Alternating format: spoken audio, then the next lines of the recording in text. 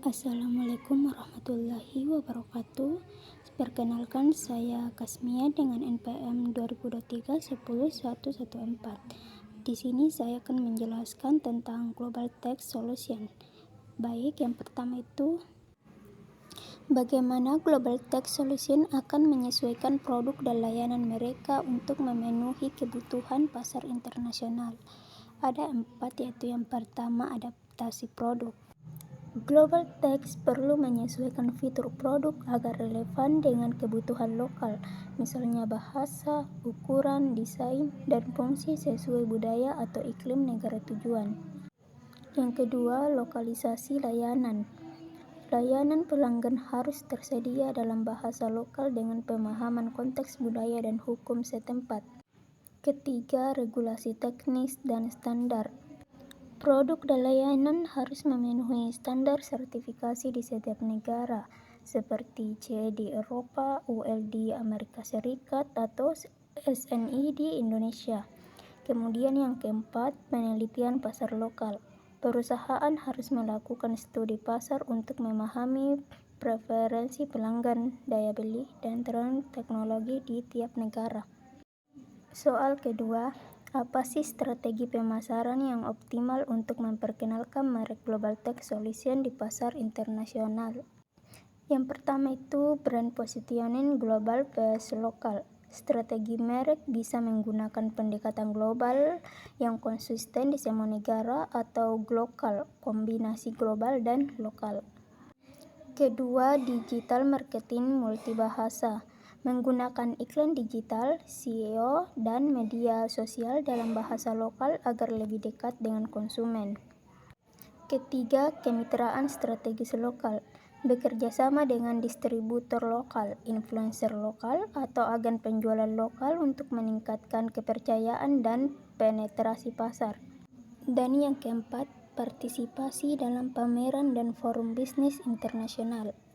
Ini membantu memperkenalkan produk secara langsung ke pasar target dan membangun jaringan bisnis.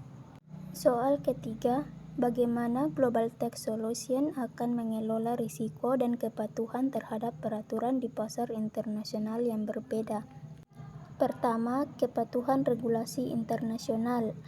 Memperkerjakan tim hukum lokal atau konsultan kepatuhan untuk memahami peraturan seperti pajak, perlindungan data, dan izin impor. Kedua, due diligence pasar baru. Evaluasi risiko politik, ekonomi, hukum, dan sosial secara menyeluruh sebelum memasuki pasar. Ketiga, manajemen risiko operasional. Menggunakan asuransi, kontrak legal, dan perjanjian joint venture sebagai bentuk mitigasi. Dan keempat, kebijakan tata kelola perusahaan global atau yang biasa disingkat dengan GCG. Membangun standar internal yang adaptif terhadap hukum lokal namun tetap menjaga integritas perusahaan. Soal keempat, bagaimana perusahaan akan mengevaluasi dan memantau kinerja operasional dan keuangan mereka di pasar baru? Pertama, Key Performance Indicator atau KPI. Menetapkan KPI yang spesifik untuk tiap pasar seperti pertumbuhan penjualan lokal, market share, ROI, dan kepuasan pelanggan.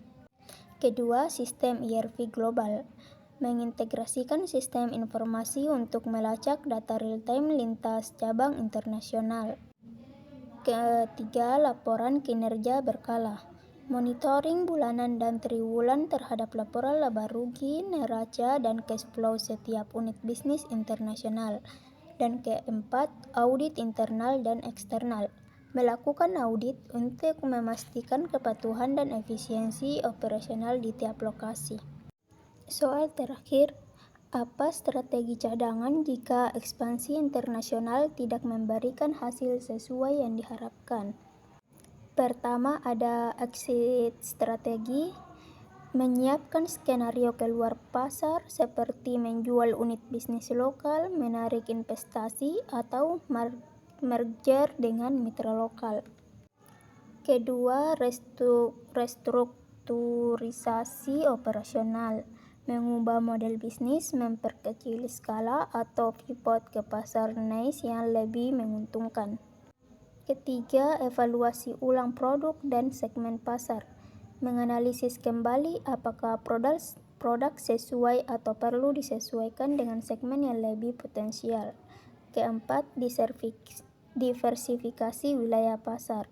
Menyebarkan risiko ke beberapa negara sehingga kegagalan di satu pasar tidak mempengaruhi keseluruhan bisnis. Dan kelima, reinvestasi ke pasar inti. Mengalihkan kembali sumber daya ke pasar domestik atau regional yang memiliki potensi lebih kuat. Baik, mungkin ini saja yang bisa saya jelaskan. Terima kasih. Wassalamualaikum warahmatullahi wabarakatuh.